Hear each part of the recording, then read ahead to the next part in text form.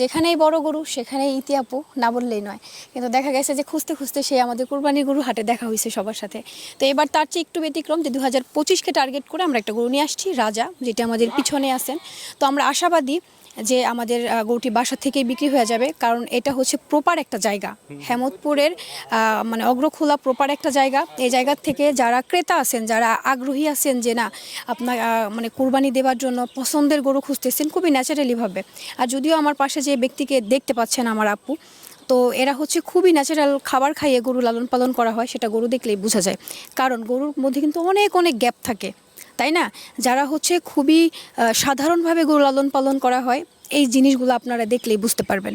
আর এই যে তীব্র গরম, এই গরমের মধ্যে যদি অন্য অন্য কোনো কিছু যদি ব্যবহার করা হতো, কখনোই কিন্তু এই মানে হিট স্ট্রোকের সময় কিন্তু এই গরুগুলো কিন্তু বেশি দিন লাস্টিং করতো না। এটা কিন্তু আপনারা খুব ভালো জানেন, যদিও এই সেক্টরে আসি দীর্ঘ বছর ধরে, সেই অভিজ্ঞতার থেকে আমার বলা।